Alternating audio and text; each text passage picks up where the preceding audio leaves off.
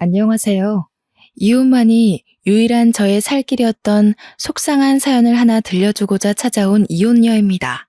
다들 이혼할지도 모른다고 미리 대비하면서 결혼을 하진 않잖아요. 또 이혼의 결과를 낳지 않기 위해 배우자를 선택할 때 정말 유심히 고려해 보기도 하지 않습니까? 저 또한 일반 사람들이 생각하는 것처럼 배우자와의 행복한 미래를 상상하며 괜찮은 사람과 결혼하고자 나름 신경을 많이 썼습니다. 그런데도 불구하고 이혼이라는 결과를 낳았네요. 운전이란 게 나 혼자 안전운전 한다고 해서 무사고를 보장하는 게 아닌 것처럼 부부관계 또한 저 혼자 노력한다고 배우자마저 변심하지 않는다는 보장이 없더라고요. 속상한 일이지 않습니까? 저는 그저 욕심 없이 마음 맞춰 잘 살길 바랬을 뿐인데 남편은 왜 그랬을까요? 설렘이라는 것도 세월에 장사 없다고 보는데 왜 그것에 끔뻑 넘어가 평화로운 가정을 깨트려 버린 걸까요? 사람이란 건 감정이 있는 동물이기 때문에 어쩔 수 없는 거다라고 치부하기엔 한눈 팔지 않으려고 노력하는 부부들도 많지 않습니까?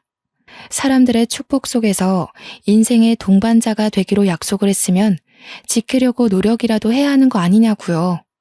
제 이야기가 남들에게는 흔한 소재일 수 있겠으나 저에겐 깊게 새겨진 유일한 상처라서 현명한 대처를 못했을지 모릅니다. 많은 사연을 들어봤을 청취자분들께서 제 사연에 위로 한마디씩 얹어주시면 감사하겠습니다. 저에게는 순진하고 여자에 대해 아무것도 모르는 모태솔로 남편이 있습니다. 저를 만나기 전까지 남편은 나이 31살이 되도록 여자랑 손도 한번 안 잡아본 쑥맥이었어요. 제가 아동복지협회에서 일하는 사람인데 남편이 시청 공무원이다 보니까 파견 직원으로 몇 번 만난 적이 있었거든요. 남편이 제게 먼저 관심을 주면서 대화를 트기 시작한 사이에요.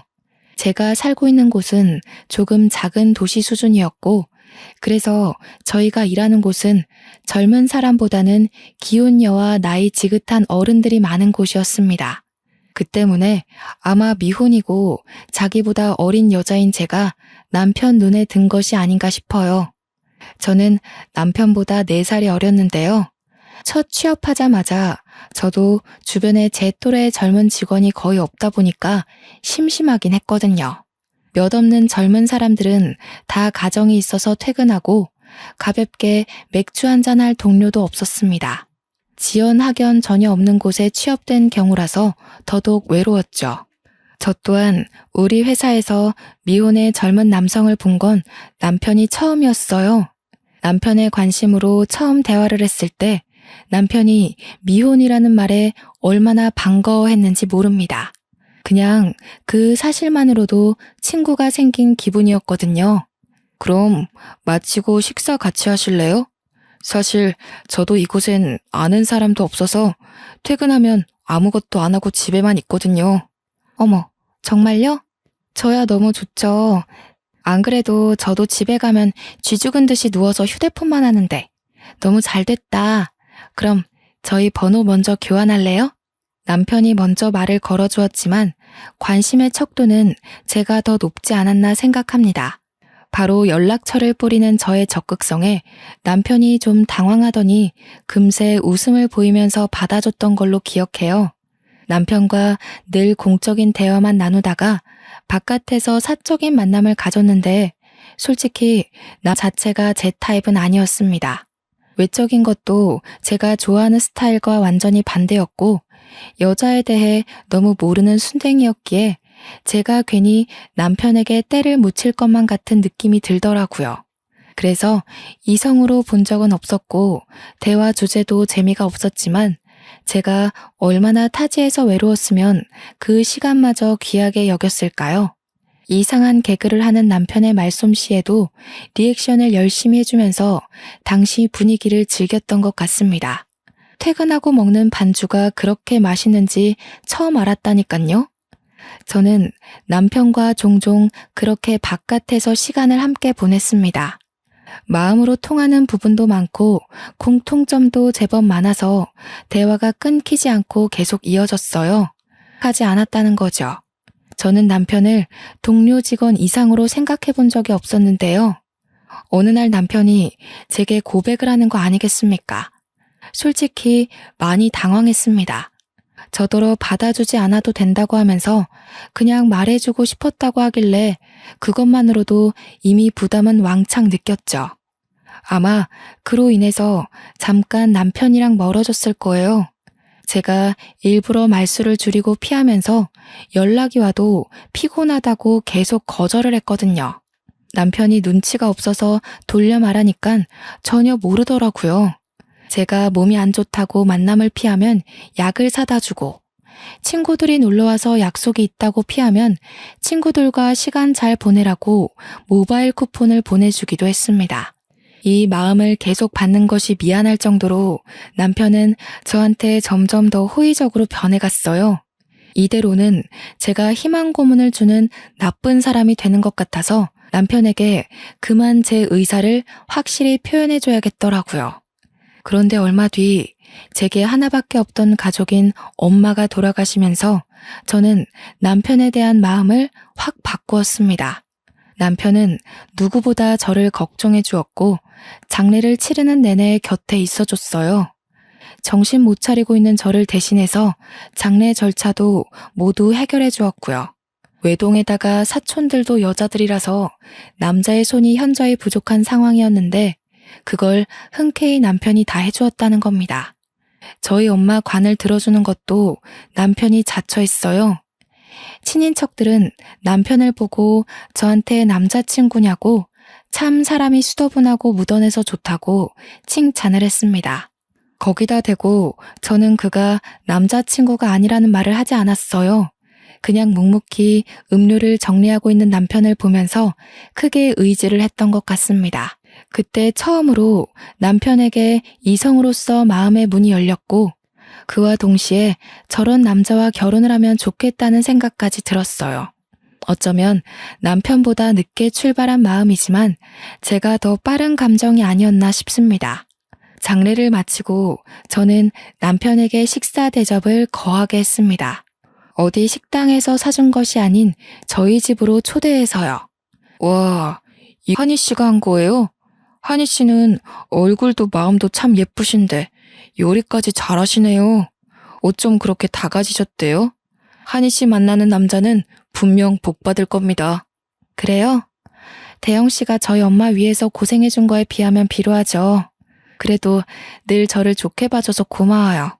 그래서 말인데 대영 씨가 그 복 한번 받아보시겠어요? 제가 돌려서 고백을 한 탓인지 남편이 잘 못 알아듣더군요. 그래서 우리 한번 만나보자고 직설적으로 얘기를 해줬더니 그제서야 깜짝 놀라대요. 그날 저는 남편이 그렇게 크게 리액션을 할 줄 아는 사람이란 걸 처음 알았습니다. 남편은 연애하면서 제게 정말 잘했어요. 이건 서로 주고받는 사랑이 아니라 완전 헌신이라 해도 되었을 정도로 저를 공주처럼 대해줬고 밥을 먹어도 어디를 가도 항상 자기보다 저를 우선해 두었습니다. 그런 마음 때문에 아마 제가 더 빨리 결혼에 대한 마음을 확신하지 않았나 싶네요. 결혼에 대해 정식으로 생각해 봤을 때가 딱 30살이었는데요. 주위에서도 친구들이 다 결혼을 하고 애 낳고 사는 걸 보다 보니 저도 자연스레 남편과의 미래를 그만 결정지어야 될 것 같다고 느끼게 되더군요. 결혼을 한다면 꼭 남편이랑 하고 싶었을 정도로 저는 다른 이성에 대한 가능성을 두지 않았습니다. 그래서 제가 먼저 남편한테 결혼 얘기를 슬쩍 했어요. 그랬더니 이번에도 역시 남편이 큰 리액션과 함께 먼저 말해줘서 고맙다고 하는 거 아니겠습니까? 한이 너가 나한테 너무 과분한 사람이라서 감히 결혼 욕심을 못 냈는데 정말 고마워. 내가 평생 잘할게. 하늘에 계신 장인 장모님께 절대 못난 모습 안 보이도록 노력하는 남편이 될 거야. 남편은 며칠 뒤 제게 정식으로 프로포즈를 했고 저희는 그렇게 시댁으로 결혼 인사갈 날짜를 잡았습니다. 시부모님은 자기 아들이 숙맥이라 평생 독거 생활을 할 줄 알았는데 이렇게 결혼할 여자를 데려왔다며 엄청 좋아하셨습니다. 저를 굉장히 귀한 손님으로 대우해 주었고 갈 때마다 매번 자기 아들 거둬줘서 고맙다고 했어요. 결혼 전부터 저는 이미 며느리 대접을 거하게 받았습니다. 그래서 저희는 식구 느낌 내기 위해서 결혼을 하고 시댁으로 합가를 하려고 했습니다. 그러나 결혼식을 올리자마자 남편이 서울로 발령이 나는 바람에 할 수 없이 분가로 시작할 수밖에 없죠. 거처를 옮겨 서울 변두리로 집을 구했고 저도 서울로 급하게 직장을 구했죠. 그렇게 소도시에서 대도시로 옮겨가 살게 되었습니다. 저도 남편도 각자 차가 있었지만 좋은 차가 아니라 그냥 무단한 세단이었어요. 직장 주변으로 집을 구했다고 하지만 아무리 그래도 서울 아닙니까? 걸어갈 수 있는 거리가 아니라서 무조건 차를 타야 했거든요. 이사 오고 한 반개월 정도는 당연히 그렇게 지냈는데 남편이 어느 순간부터 차를 안 타고 대중교통을 이용하기 시작한 거 아니겠어요? 힘들지 않아? 지하철로 가면 50분은 가야 되는데 일찍 일어나고 움직이는 거 안 피곤해? 나는 도무지 대중교통 이용할 엄두가 안 나던데. 서울은 지하철이 아니라 완전 지옥철이잖아. 힘들어도 좋아. 워낙 운동을 안 하니까 나는 생활 운동이 좀 필요해. 그렇게 출근하면 오히려 오전 근무 내내 생기가 돌아서 졸리지도 않아. 여보도 가끔 대중교통 이용해봐. 남편은 말 그대로 일집 하느라 운동을 못해서 대중교통을 이용한다는데 그렇게 바로 이해되진 않았어요. 왜냐면 남편은 평소에도 운동을 전혀 하지 않던 사람이었거든요. 무슨 바람이 불어서 굳이 피곤한 짓을 자처하나 싶었지만 그럼에도 굳이 이해를 해야 한다면 나이가 들어서 체력 관리하려나 보다라고 생각하는 게 가장 타당하다고 봤습니다. 제 직장은 남편 직장과 걸어서 30분 거리에 떨어져 있었어요. 저와 남편은 늘 점심을 같이 먹었기 때문에 점심시간이 더 긴 제가 남편 회사 근처로 찾아가 시간을 보냈습니다. 이건 굳이 서로 연락해서 약속 잡지 않아도 어느 순간부터 당연하게 지켜왔던 약속 같은 거였어요. 한두 번 그렇게 점심을 같이 보냈다 보니까 일부러 연락하지 않아도 그렇게 되더라고요. 아마 신혼이라서 고생해서라도 같이 있고 싶은 마음이 그득했던 게 아닌가라는 생각이 듭니다. 그날도 여느 때처럼 남편과 점심을 먹기 위해 남편 직장 근처로 도착했을 때였습니다. 남편이 처음으로 저와의 약속에서 지각을 한 날인데요. 한 5분 남편 회사 앞에 서 있어도 남편이 나타나질 않더라고요. 별다른 연락도 없어서 전화를 해보려고 하는 그때 뒤늦게 남편이 허겁지겁 나왔습니다. 늦어서 미안하다며 가까운 정식집으로 저를 얼른 데리고 갔죠. 자기야, 내일부턴 점심 같이 못 먹을 것 같아. 이번에 공무원 합격률 낮았잖아. 신입들이 대거 들어오는 바람에 사수가 모자라거든. 가르쳐야 될 게 많아서 당분간 점심도 회사에서 주는 끼니로 해결해야 할 것 같아. 아, 그래? 그렇게 바빠? 할 수 없지 뭐. 그럼 대중교통 이용하는 거 더 피곤할 텐데. 이제 그만 차 타고 다녀. 아니면 내가 지하철 있는 데만이라도 태워다 줄게. 그건 괜찮아. 내가 알아서 할게. 그나저나 앞으로 야근이 생길지도 모르거든. 연락은 미리 해줄 건데 갑자기 야근 잡혀서 늦게 들어가더라도 나 기다리지 말고 먼저 자. 이번에 정부가 공무원들을 왕창 뽑는다고 기사를 낸 적이 있었기 때문에 저도 알고 있는 사실이었습니다. 다만 사수가 부족해서 끼니까지 겨우 챙겨 먹어야 될 정도로 시청이 바빠졌는지는 몰랐어요. 그 뒤로 저는 남편 요구대로 한동안 남편 직장에 찾아가지 않았습니다. 저도 처음으로 동료들과 어울려서 함께 밥을 먹었죠. 한이쌤이 매일 남편이랑 점심 먹으러 가길래 인꼬 부부가 따로 없다고 생각했다니깐요. 물론 신혼이라지만 어쩜 그렇게 깨가 쏟아진대요? 아니에요. 깨가 쏟아지긴요. 요즘은 남편이 너무 바빠서 얼굴 마주하기도 힘든걸요. 아직 결혼 안 하셨죠? 저는 결혼 추천하는 쪽입니다. 남편이랑 잘 맞기만 하면 너무 행복하거든요. 제가 남편 직장까지 가서 밥을 먹는 바람에 제 직장에선 제 남편에 대해 전혀 모르면서도 아주 좋게 봐주었습니다. 회사 내에서 제 남편 이미지가 1등 남편감으로 상승했을 정도였어요. 내심 뿌듯했던 저는 주위에서 치켜 세워주는 덕에 더 결혼을 추천했던 것 같아요. 제가 정말 남편복 하나는 타고났다고 생각했으니까요. 너무 착해 빠져서 밀당은 무슨 여자한테 헌신밖에 못하는 남자인데도 역시 결혼 상대로는 이런 남자가 인기의 남편이 맞나 봐요. 그날 점심을 같이 먹으면서 내내 여직원들이 제 남편에게 찬사를 쏟아냈습니다. 진심이든 가식이든 제 남편을 칭찬해주는 것에 너무 기쁜 나머지 그 자리 밥값을 제가 다 계산했었네요. 남편은 정말 예고했던 대로 신입사원들이 들어오고부터 야근까지 하게 되었는데요. 그 때문인지 집에만 오면 기절을 하길 반복했습니다. 확실히 도시 외곽보다는 서울 일이 많기는 한가 봅니다.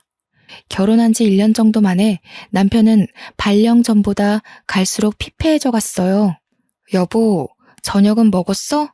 밥도 못 먹고 일하는 거 아니야? 저녁 차려줄게, 일어나봐. 옷도 벗고 자야지.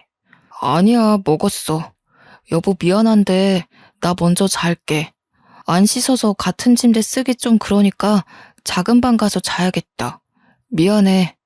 남편은 제가 항상 말을 걸면 먼저 자러 가기 바빴습니다. 야근을 하면서부터는 계속 씻지도 않고 작은 방에서 잤고 그 때문에 저희는 신혼 1년 만에 각방 신세가 되었죠. 어디 그것뿐이겠습니까? 저와는 얼굴도 잘 마주하지 않았어요. 화장실 가다가 마주쳐도 남편이 먼저 금방 눈길을 돌리며 피곤하다는 말만 입에 달고 살았습니다. 마치 제가 무슨 말이라도 걸어서 같이 마주하는 시간이 오래 묶이게 될까봐 일부러 피하는 사람 같았죠. 남편이 피곤해서 그러는 걸 알기 때문에 이해하려고 했지만 그래도 서운했습니다. 저희가 제대로 된 대화를 나누지 못한 지가 벌써 3개월은 될 겁니다. 남편 회사에 신입들이 들어왔다고 한 지가 한 2, 3개월은 된 것 같은데 남편은 여전히 야근이 많고 뼈 빠지게 일을 하고 있잖아요. 신입사원 수가 많아서 그만큼 인수인계 기간도 긴 걸까요? 아는 게 없다 보니까 괜히 피곤한 사람 건드려서 예민하게 만드는 꼴이 될까봐 묻지도 못했어요. 아침밥을 차려주는 게 그나마 제가 남편에게 직접적으로 표현할 수 있는 애정이었습니다. 한날은 저희 회사 팀장님 돌잔치가 있었는데 친인척들 시간 맞추느라 금요일에 진행되는 바람에 출근한 저희들은 그날 오전 단체로 공짜 반차를 썼어요. 직원들 모두가 돌잔치에 참석을 하게 된 거죠. 회사에서 다 같이 모여서 걸어가기로 했고 돌잔치 장소는 제 남편 회사보다 조금 못 간 위치에 있었습니다. 돌잔치 주인공인 팀장님 딸을 보았는데 너무 천사 같고 예쁘더라고요. 팀장님이 흔쾌히 허락해줘서 아이를 한번 안아볼 수 있거든요. 울지도 않고 얌전하게 안겨준 딸애가 너무 사랑스러워서 2번, 3번을 더 안고 다녔습니다. 아이를 보니까 저도 애가 갖고 싶더라고요. 남편 회사 바쁜 게 좀 해결이 되면 아이 얘기를 한번 해볼까 했습니다. 당연히 평소 아이에 대한 계획은 생각하고 있었지만 아이를 막상 직접 보니까 그 시기를 앞당기고 싶은 거 있죠. 당장 그 돌잔치에서 겪었던 감정을 남편에게 문자로 표현했는데 역시 남편은 바쁜지 답장이 없었습니다. 돌잔치에서 점심을 먹고 난 후 잠깐 요깃거리 한다고 직원들이 대거 카페를 찾았는데 시청 근처에 카페가 많으니까 제가 그쪽으로 가자고 먼저 안내했어요. 하니쌤. 남편이랑 매번 점심시간 같이 보내셔서 이 근방 맛집을 잘 아나 봐요? 이런 상황에 또 짝이 없는 저만 쓸쓸함을 느끼네요. 아유, 짓궂게. 무슨 그런 말씀을 하세요. 맛집이라고 할 건 따로 없고요. 다들 크로와상 좋아하시죠? 제가 자주 들렸던 곳이 있는데 맛이 참 대중적이거든요. 이쪽으로 오세요.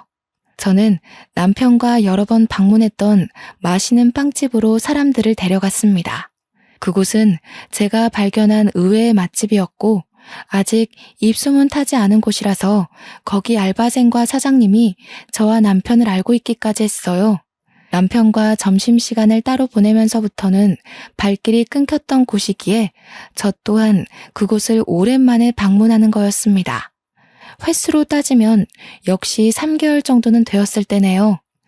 빵집에 들어간 뒤 제가 쏠 테니까 직원들한테 고르라고 하고 저는 간만에 보는 사장님께 인사를 했습니다. 사장님께서 역시 저를 알아보더라고요. 그런데 반갑게 인사를 해주는 것 같으면서도 어딘가 모르게 사장님 표정이 불편해 보이는 거 아니겠습니까? 옆에 있던 장기 알바생도 마찬가지였습니다. 제 인사에 늘 미소로 답하던 사람들이 어색한 얼굴로 서로를 눈치 보더라고요. 한희 씨, 오늘은 남편이랑 같이 안 왔나 봐요? 요즘 왜 남편이랑 같이 안 와요? 혹시 둘 사이에 무슨 다른 문제가 있는 건 아니죠? 네? 사장님도 무슨 그런 농담을. 저희 아직 신혼이에요. 문제 생길 게 있을 리가요. 그게 아니고 저희 남편이 요새 신입사원 사수 노릇하느라 정신이 없거든요. 제가 너무 오랜만에 와서 별 오해를 다 만들어드렸네요. 그렇구나. 그렇다면 한희 씨한테 더더욱 알려줘야겠네요. 보니까 한희 씨는 아무것도 모르는 것 같은데 내가 아무리 장사치라지만 손님을 잃게 되더라도 마냥 모른 척하고 있는 건 도리가 아닌 것 같아요. 사장님은 3개월 동안 제가 빵집에 방문하기까지 기다렸다고 하면서 어떤 사실을 말해주었습니다. 주변 사람들에게 들리지 않을 정도로 엄청 속삭이는 목소리였는데요. 사장님 하는 말로는 남편이 이 빵집을 여러 번 다녀갔다고 하더라고요. 어머, 그래요? 남편도 여기 빵집 좋아했는데 바쁜 와중에도 생각나서 왔나 보네요. 자주 들렸으면 내 목도 좀 사올 것이지. 그건 좀 서운하네. 그게 아니라 웬 아가씨랑 같이 왔다니깐. 올 때마다 똑같은 아가씨던데 둘 사이가 심상치 않아 보였어요. 매일 저기 안쪽 자리에 앉아서는 둘이서 서슴없이 얼굴도 손대고 하던데 이건 그냥 선후배 관계가 아닌 것 같더라고요. 제 체면을 생각해서 사장님이 끝까지 작은 목소리로 말을 했는데요. 이 말은 바람이란 소리가 아닙니까? 그게 무슨 말이냐고 점점 심각하게 캐묻는 제 질문에 사장님은 자기도 그 정도로만 알고 있다고 했습니다. 그러면서 남편과 아가씨가 또다시 방문하면 연락을 주겠다면서 제 연락처를 받아갔습니다. 그렇게 사람들과 같이 빵집을 나왔는데 당시 들은 사실이 너무 믿기지 않아서 어안이 벙벙하더군요. 여자를 잘 모르는 남편이 숙맥이라서 먼저 고백도 못하는 남편이 바람을 핀다고? 제가 아는 남편의 이미지와 불륜이 전혀 어울리지 않아서 더 멍을 때렸던 것 같습니다. 사장님이 뜬금없이 거짓말을 할 리도 없잖아요. 아무래도 당장 남편을 만나봐야 될 것 같았어요.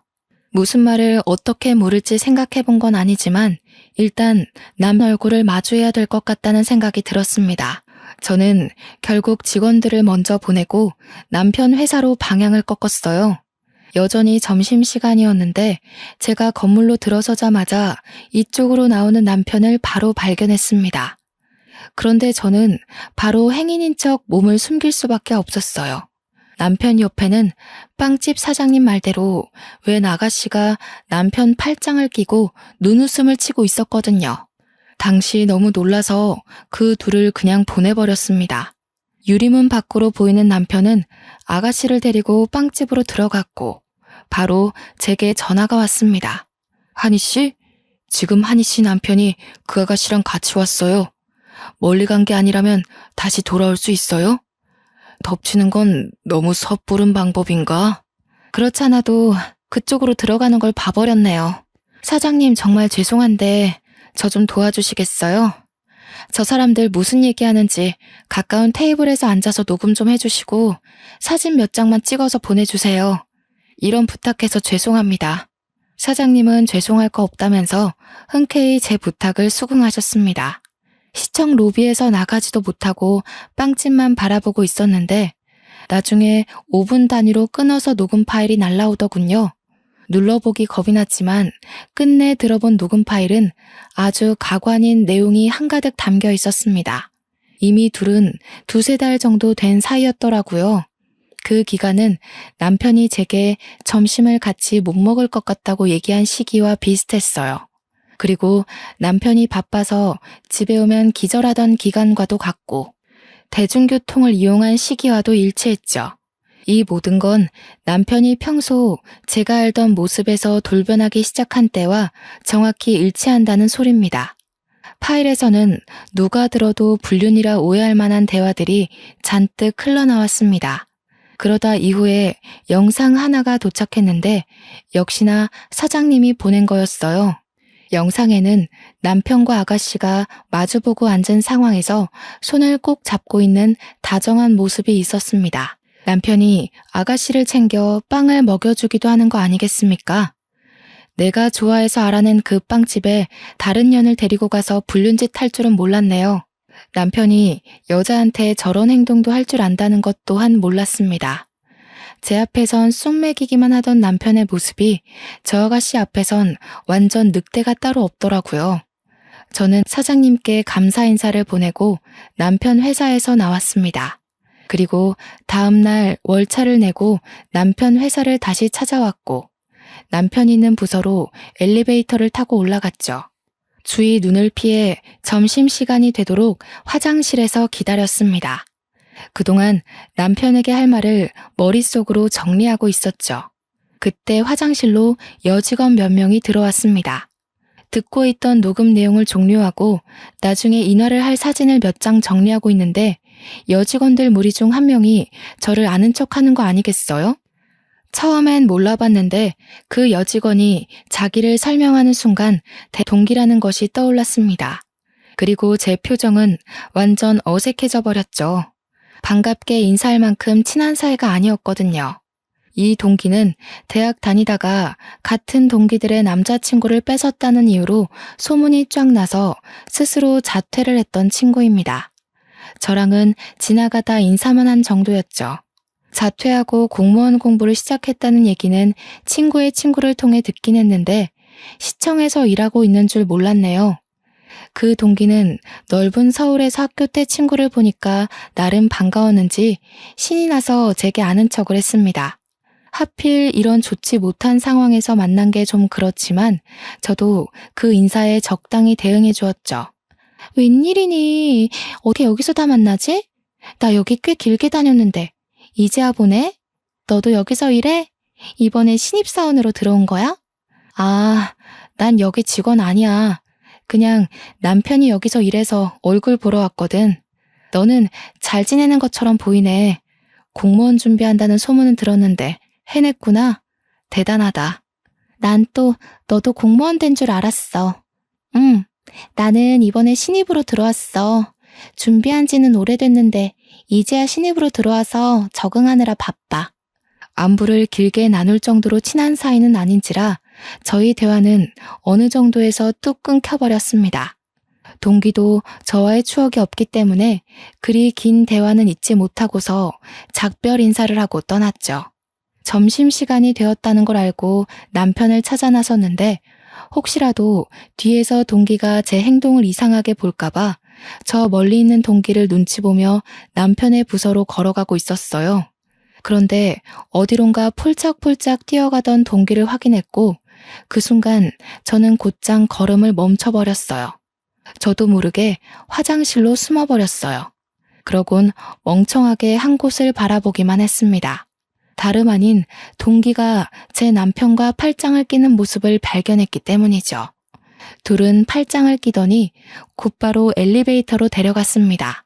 잘못 봤다고 하기엔 제가 이미 남편과 동기의 얼굴을 너무 훤히 확인해버렸어요. 동기의 사근사근한 웃음을 보니까 그 순간 사장님이 보내줬던 영상 속 여자의 옆모습이 스쳐갔는데요. 저는 바로 영상을 확인했고 영상 속 여자의 손목시계와 동기의 시계가 일치한다는 걸 발견했습니다. 그걸 알고 나서는 당장 그 둘을 뒤쫓아갔죠. 적나라한 사진을 몰래 더 찍었습니다. 역시나 둘은 불륜 사이였던 겁니다. 사실 빵집 사장님이 처음 언지를 줬을 때 이미 예상했던 그림이긴 합니다. 다만 10% 정도는 빵집 사장님이 잘못한 거라고 부정했는데 이젠 남편을 향한 마지막 신뢰마저 완전히 사라져버렸다는 거예요. 그 와중에 희한한 건 여기 공직 사람들은 대놓고 불륜을 저지르고 있는 남편을 보고도 왜 가만 놔두는 거지? 싶었습니다. 그래서 무작정 남편 부서에 들어가서 남편의 동료로 보이는 분 잡고 물어보니까 다들 남편이 결혼한 줄 모르고 있는 실정이더군요. 황당했습니다. 남편의 기혼 사실을 아는 사람이 한 명도 없다는 건 남편이 서울로 발령 오면서부터 총각인 척 했다는 거 아니겠습니까? 그럼에도 제가 둘 앞에 바로 모습을 드러내지 않았던 건 이대로 허무하게 밝혀서 그 둘이 빠져나갈 구멍을 마련하도록 기회를 주는 게 싫었기 때문입니다. 그래서 더 머리를 굴렸습니다. 제가 복직 전공했기 때문에 그쪽 관련 직업을 가진 동기들이 많은데 그중 교정복지사로 일하고 있는 친구한테 연락을 했습니다. 그 친구에게 이 사실을 알렸더니 상간녀를 기억하는 친구가 노발대발 화를 내며 적극적인 방법을 구색해 주더라고요. 친구는 교정시설에서 일하니깐 사실 불륜보다 더 개념 없는 사람들을 볼 거 아닙니까? 교도소에는 주위에 깔린 사람들만 해도 다 법 관련, 범죄 관련 직업으로 판을 치고 있을 거고요. 그 중에는 당연히 검판사와 친분 있는 근무자들이 덜어 있을 겁니다. 게다가 제 친구 남편이 교도관이란 사실도 이미 알고 있는 정보였어요. 친구의 제안으로 저는 합의 이혼을 진행함과 동시에 끝까지 사이코 동기의 정체를 모른 척하는 걸로 작전을 짰습니다. 그리고 나서 친구가 말하기를 이혼을 한 뒤에 상간녀를 소송하라고 했어요. 법에 대해 잘 몰라서 친구 덕분에 처음 알게 된 건데 이혼하고도 상간녀를 소송할 수 있고 이혼한 뒤에는 민사가 아닌 가사소송으로 들어간다고 합니다. 사건이 이렇게 빠지게 되면 위자료도 더 높게 측정될 수 있다고 했어요. 변호사비가 2배로 들 수는 있대요. 하지만 친구가 그건 걱정하지 말라면서 변호사는 지인 찬스로 할인해 줄 테니까 자기가 시키는 대로 하라고 하더군요. 그래서 저는 친구를 믿고 그날 밤 집에 들어온 남편과 대화를 시도했습니다. 그때부턴 겁이 없어졌던 것 같아요. 친구 아니었다면 내내 벌벌 떨고 있었을지도 모르는데 당시 상황이 누가 봐도 제가 더 유리했거든요. 남편은 여느 때처럼 저와 대면하길 피하더라고요. 매번 같은 레퍼토리였고 또 피곤하다는 핑계로 바로 씻으려 했습니다. 당신 바람피지? 요즘 여자들이 참 예쁘장하고 자기 관리를 잘해서 큰 물에 있다 보면 눈이 돌아갈 만해. 그렇다고 신혼 1년 만에 그러는 건 좀 너무하지 않아? 제가 던지는 말에 남편이 화들짝 놀라서 그제야 제 얼굴을 마주봤습니다. 얼마 만에 제대로 보는 건지 황당해서 감격스럽더군요. 남편은 제 말에 가타부타 설명도 없이 무작정 길고 날며 아니라고 부정하기 시작했는데요. 저 말고는 만나본 여자가 없던 사람이다 보니까 부정행위를 숨기는 표정도 그렇게 티가 났지 뭡니까. 남편을 캐묻고 사실을 밝혀내는 데에 전혀 문제가 없을 정도로 이미 다 알아차려졌네요. 끝까지 모르는 척 하시겠다. 불륜을 저지르려면 연습이라도 좀 하고 시작하지 그랬어. 불륜도 꾼들이나 하는 짓이지. 당신 같은 어중이 떠중이들은 덜미가 잡히게 되어 있다고. 제가 영상과 녹음 증거를 남편에게 보여주고 빵집 사장님의 증언과 회사 찾아가서 찍었던 사진까지 밝히니까 결국 남편이 실토를 했습니다. 그렇다고 용서를 비는 건 아니었어요. 어줍잖게 다른 작전을 펼쳤습니다. 어디서 본 건 있는지 완전 뻔뻔하게 어깨를 더 활짝 펴더라고요. 잘 됐네. 그래서 당신 나랑 이혼하고 싶다는 거지? 그래, 나도 이혼하고 싶어. 솔직히 자기가 제일 예쁜 줄 알았는데 서울 오니까 자기보다 예쁜 사람 천지더라. 다가갈 용기 없는 나한테 예쁜 여자가 먼저 다가와 주는데 그걸 어느 남자가 거절해? 심지어 그 여자는 돈도 많아서 나한테 뚜껑 열리는 차도 사줬어. 아, 대중교통 이용한다고 거짓말했던 게 다 이런 이유 때문이었구나 싶더라고요. 그것까진 몰랐는데 알아서 남편이 말해주니 더 어이가 없었습니다. 남편 성격을 알다 보니까 제가 이렇게 사실을 밝혀버리면 조금이라도 주눅이 들 줄 알았어요. 싹싹 빌면서 용서해달라고 할 줄 알았단 말이죠. 그런데 짧은 사이 일이 뻔뻔하게 변해버렸다는 건 그 동기가 남편에게 이래라 저래라 주입을 시킨 게 아닌가 싶기도 했습니다. 당황스럽긴 했지만 생각해보면 제 입장은 더 유리한 방향으로 흘러가고 있었어요. 남편이 동기에게 푹 빠지고 완전 길들여진다면 오히려 고맙죠. 왜냐면 동기 전현 부자 아니거든요. 대학 때도 친구의 남자친구를 뺏은 이유가 전부 돈 때문이었습니다.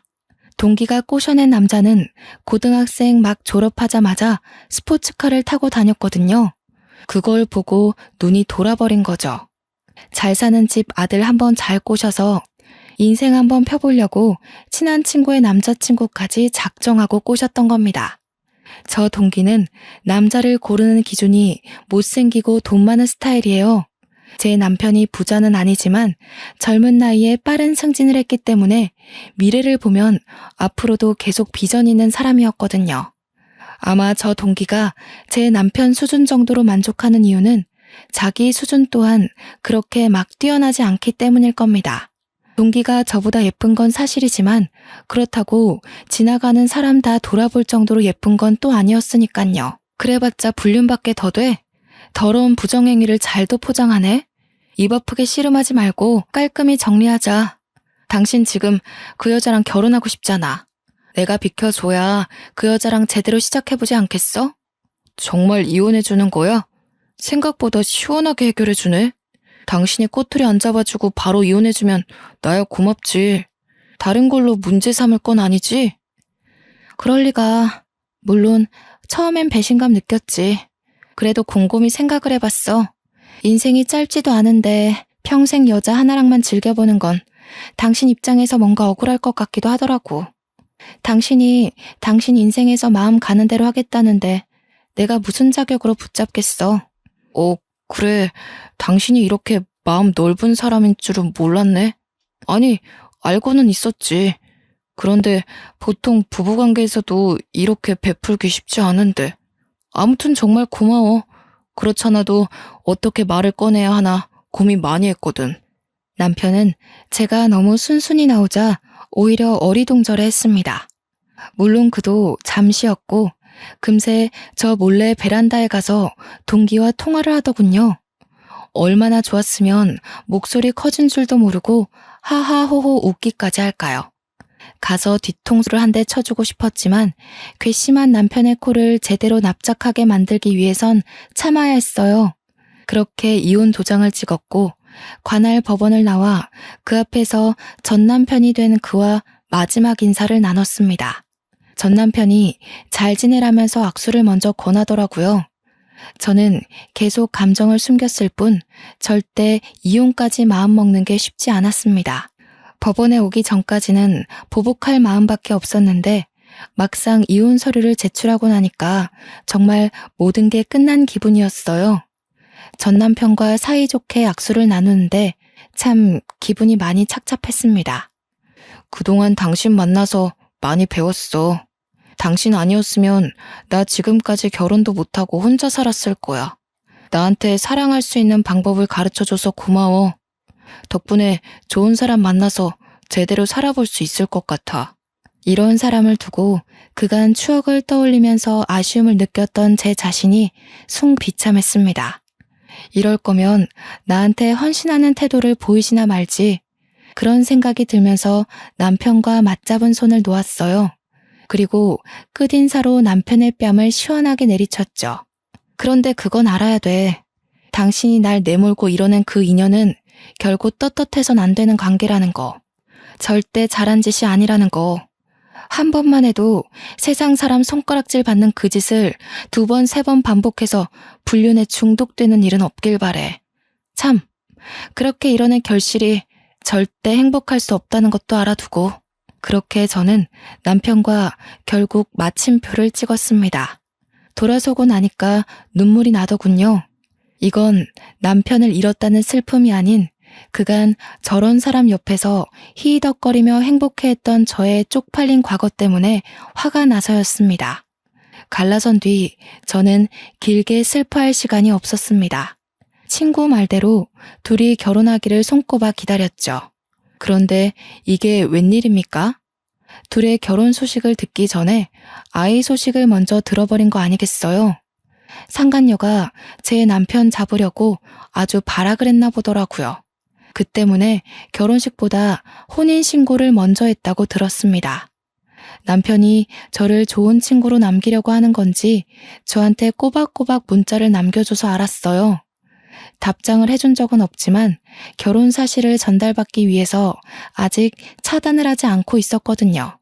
그래서 저는 빠르게 소식을 알 수 있었습니다. 혼인신고를 했다면 이젠 정말 제가 승기를 잡을 때였어요. 저는 그제서야 친구 도움을 통해 추천받은 변호사를 선임했고 곧바로 상간녀 소송을 때렸습니다. 정확히 상간녀 쪽에서 소장을 받은 날에 남편한테서 전화가 왔는데요. 이혼하고 나서도 제게 문자만 했지 전화는 한 적 없는 사람이거든요. 그런데 얼마나 놀라고 마음이 급했으면 전화가 왔을까요? 당신 뭐야? 내가 받은 이거 상간녀 소송 맞아? 아니, 이게 어떻게 되는데? 우리 이혼했잖아. 그리고 이런 거 문제 삼지 않기로 하지 않았어? 사이좋게 이혼해놓고 왜 이래? 세상에 사이좋게 이혼하는 부부가 어딨니? 당신은 여자를 몰라도 너무 몰라. 뭐 그래도 당신이 내 말을 곧이곧대로 믿고 이혼 도장 찍는 덕분에 편하게 소송했어. 상간녀 소송은 법이 그렇대. 내 앞길에 빨간 줄 생긴 것도 억울한데 돈은 받아야지 않겠어? 당신까지 왜 이래? 안 그래도 와이프 때문에 골치 아픈데. 와이프가 지금 시댁에서 얼마나 사고치는 줄 모르지? 알고 보니까 완전 빚쟁이더라고. 뭐 이런 여자가 다 있대? 신용불량자 주제에 카드는 또 뭐 일이 많은지. 나 이렇게 돈 개념 해픈 여자 처음 봤어. 이거 완전 사기 결혼 아니냐고.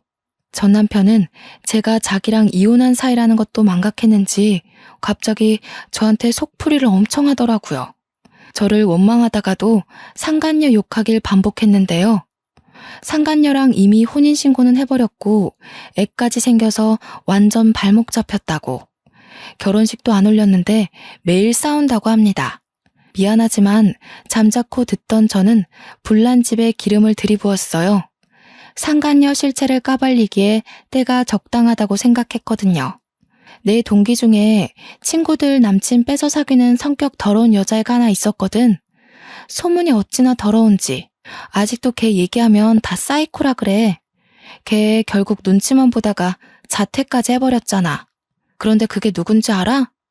네가 날 버리고 선택한 그 여자야. 네가 임신시킨 그 여자라고. 무슨 말인지 알아? 뭐라고? 뭐라는 거야? 갑자기 당신 동기 얘기를 왜 해? 우리 집 지금 엄청 힘들다니까? 소송 취하해달라고 부탁하는 거잖아. 역시 눈치가 없어서 못 알아듣네. 내가 여자 다루는 법만 알려준 게 얼마나 다행인지 몰라. 여자 보는 눈까지 길러줬다면 당신이 어딜 벌 받는 기분이겠어? 당신이 불륜 속여서 이혼한 것처럼 나도 당신 속여서 위자료 좀 많이 받고 싶었을 뿐이야. 그러니까 당신 제대로 덫에 걸렸다고. 제 말에 충격을 꽤 받은 건지 전 남편한테서 돌아오는 말이 없었습니다. 저는 거기다 대고 사이코랑 손잡고 지옥길 잘 걸으라고 응원해주며 끊어버렸네요. 바로 연이어 전 남편한테 다시 연락이 왔지만 받지 않았고 뒤늦게 연속해서 오는 문자들을 보니 그제서야 저한테 사과를 하면서 제발 자기 좀 도와달라고 빌더라고요. 이제 새 삶을 살아야 되는 제가 뭐하러 재활용도 안 되는 남자를 거두겠냐고 답장해준 뒤 완전히 차단해버렸어요.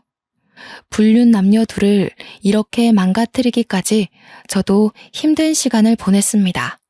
누군가한테 복수한다는 것도 에너지 소비가 굉장한 일이란 걸 알았어요. 둘을 콕 깨지도록 만들어주는 덕에 속은 시원했지만 마냥 기쁘진 않더라고요. 겨우 이런 결과를 만들어내자고 결혼을 한 것이 아닌데 꼭 저를 지키지 못했다는 느낌이 들었어요. 인생의 한 부분이 도려내지는 바람에 생긴 공허함 때문이겠죠. 현재는 시간이 차차 해결해 줄 거라고 믿고 또 다른 미래를 준비하고자 계획 중에 있어요. 우선 친구 덕분에 거하게 받은 위자료로 변호사님과 친구에게 식사를 대접했습니다. 이웃만으로도 정신이 그렇게나 흔들리는데 금전적 손해까지 봤다면 얼마나 더 억울했겠습니까? 그나마 친구 덕분에 다시 사회에 재기할 의지가 생겼던 것 같아요.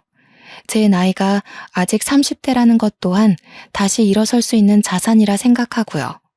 저를 지키고자 이혼을 했기 때문에 이 선택을 후회하지 않으려면 이혼 후의 삶이 더 질 높아야 된다고 생각합니다. 그러기 위해 저는 현재도 물론 앞으로도 늘 노력하고 가꾸면서 승승장구하는 사람이 될 겁니다. 이혼한 모든 분들에게 말씀드리고 싶어요. 이혼은 절대 흉이 아니라 내가 원하는 삶을 다시 계획할 수 있는 기회라고 말입니다. 다들 아픔이 클수록 더 단단해질 거란 걸 믿으시고 희망만 쫓는 사람들이 되었으면 좋겠어요. 제 사연은 여기까지입니다. 항상 마음가짐 굳세게 먹길 바래요. 감사합니다.